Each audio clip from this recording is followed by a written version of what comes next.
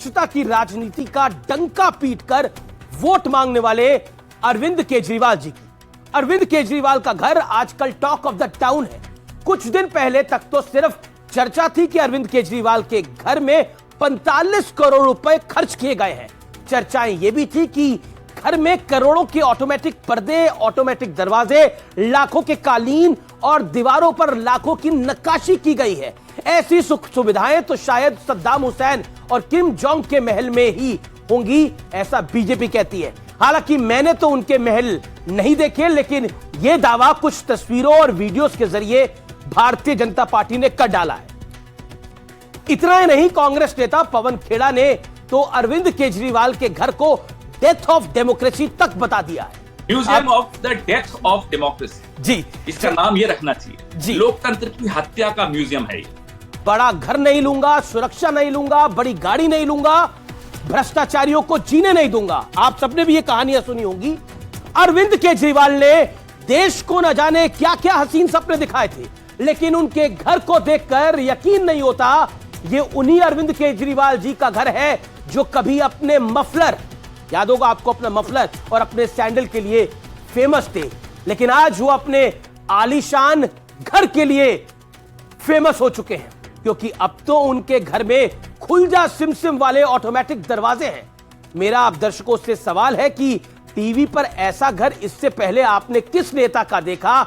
छत्तीसगढ़ के सीएम का घर मैंने देखा है, भूपेश बघेल का, वो ऐसा नहीं है। यूपी के सीएम योगी आदित्यनाथ के घर में गया हूं, बेहद साधारण तरीके से योगी आदित्यनाथ रहते हैं। ममता बनर्जी का घर मैंने देखा है, बेहद बेहद सामान्य ढंग से वो रहती है। यहां तक कि देश के प्रधानमंत्री के घर में गया हूं, राष्ट्रपति के घर को मैंने देखा है, राष्ट्रपति भवन को देखा है। ऐसी सुख सुविधाएं वहां किसी ने नहीं देखी होंगी जैसी अरविंद केजरीवाल के घर में इस समय दिख रही हैं। यानी यकीन मानिए, जितना हैरान आप इस महलनुमा घर को देखकर हो रहे हैं, उससे ज्यादा हैरान ये जानकर होंगे कि इस घर में अधिकतर निर्माण 2020 से 2022 के बीच हुआ। यानी जब दिल्ली की सांसें कोरोना में उखड़ रही थी, अरविंद केजरीवाल के घर में 5 स्टार होटल जैसी लाइटनिंग वाला लिविंग रूम बन रहा था। जब अस्पतालों में बेड्स के लिए लोग तरस रहे थे, आप तरस रहे थे, तब अरविंद केजरीवाल के घर में लिफ्ट को चमकाया जा रहा था, टॉयर मार्बल लगाया जा रहा था। जब लोग सरकार से उम्मीद लगाए हुए थे, तब केजरीवाल जी के घर में करोड़ों रुपए की स्वचालित यानी ऑटोमेटिक सुख सुविधाएं इंस्टॉल हो रही थी। उस दौर में केजरीवाल सरकार ने कभी कर्मचारियों की सैलरी देने के लिए केंद्र सरकार से 5,000 करोड़ रुपए की मांग की, तो कभी एमसीडी के लिए फंड मांग डाला, तो कभी किसी और बहाने पैसों की मांग की। यानी दिल्ली को चलाने के लिए केंद्र से मदद मांगी, लेकिन अपने घर को चमकाने के लिए फंड्स का जुगाड़ होता रहा।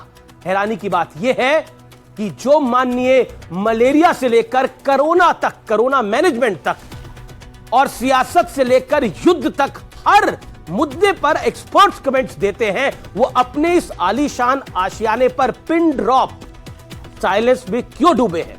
लेकिन फैक्ट ये है व्यूअर्स, आज मैं आपके साथ शेयर कर रहा हूं, अरविंद केजरीवाल के इस मौन मुद्रा के पीछे जो करोड़ों रुपए वाला शोर है, वो देश का असली आम आदमी पूरे ध्यान से सुन रहा है और समझ भी रहा है। फिलहाल इस कार्यक्रम को मैं यही समाप्त करता हूं।